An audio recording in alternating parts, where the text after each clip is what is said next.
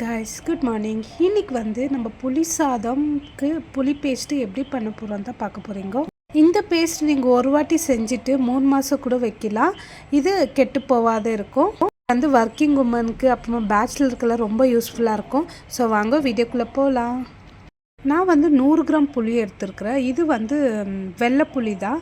நீங்கள் வேணால் கருப்பு கலர் புளி கூட சேர்த்துக்கலாம். இது வந்து நல்லா வாஷ் பண்ணிவிட்டு இது புளி முழுங்குற அவ்வளோ தண்ணி சேர்த்துட்டு ஒரு கொதி வந்துச்சுன்னா போதும். அப்படின்னா பாயில் வந்துச்சுன்னா போதும். அப்புறமா நம்ம வந்து இது பேஸ்ட் பண்ணோம் கொஞ்சம் ஈஸியாக இருக்கும். இப்போ நம்ம வந்து ஒரு வாட்டி மிக்ஸி ஜாரில் போட்டுக்கின்னு இதில் இருக்கிற பல்பெல்லாம் எடுத்துட்டு இந்த மாதிரி பேஸ்ட் பண்ணிவிட்டு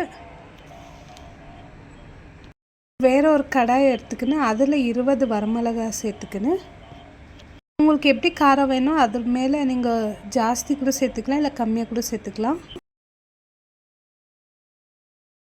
ஸ்டவ்வை ஒரு லோ ஃப்ளேமில் வச்சுட்டு இது நல்லா வறுத்துக்கணும். இப்போ மிளகாய் நல்லா வறுப்பட்டுச்சு. இதோட கலர் கூட கொஞ்சம் சேஞ்ச் ஆகிடும் பாருங்க. இந்த ஸ்டேஜில் நம்ம இது வந்து வேறு ஒரு பிளேட்டுக்கு சேஞ்ச் பண்ணணும்.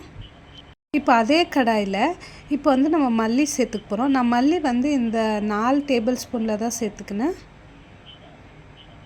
லோ ஃப்ளேமில் வச்சு நல்லா வறுத்துக்கணும். இப்போ பாருங்க மல்லி கூட நல்லா வறுத்துச்சு. இப்போது இதை எடுத்து நம்ம அந்த மிளகாய் போட்டிருந்தாலே அதே பிளேட்டில் மாற்றிக்க போகிறோம். இப்போ அதே கடாயில் இப்போ நான் வெந்தயம் கொஞ்சம் சேர்த்துக்க போகிறேன். இது வந்து நான் 1 டேபிள் ஸ்பூன் வெந்தயம். இது நல்லா வறுத்துக்கணும்.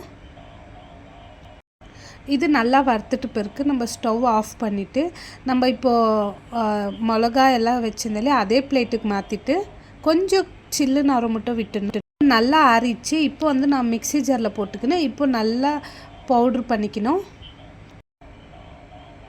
இப்போ இது கூட நான் வந்து கொஞ்சம் பெருங்காயம் சேர்த்துக்க போகிறேன்.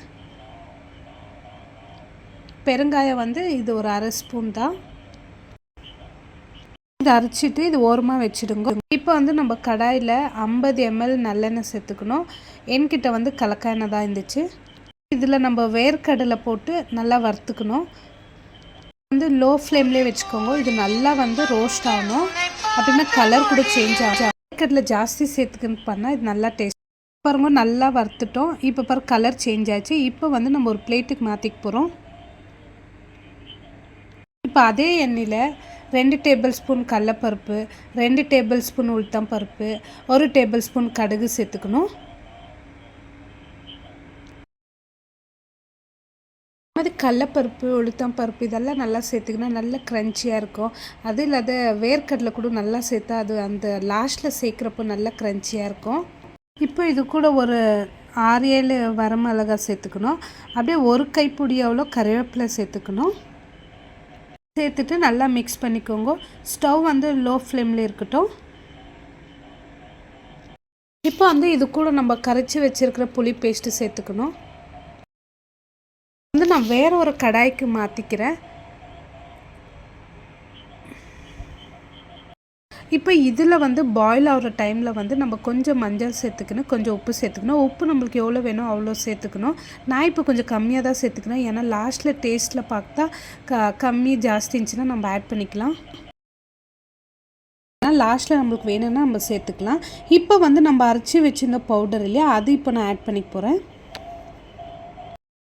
இப்போ வந்து நம்ம ஹை ஃப்ளேமில் வச்சு நல்லா கொதிக்க வைக்கணும்.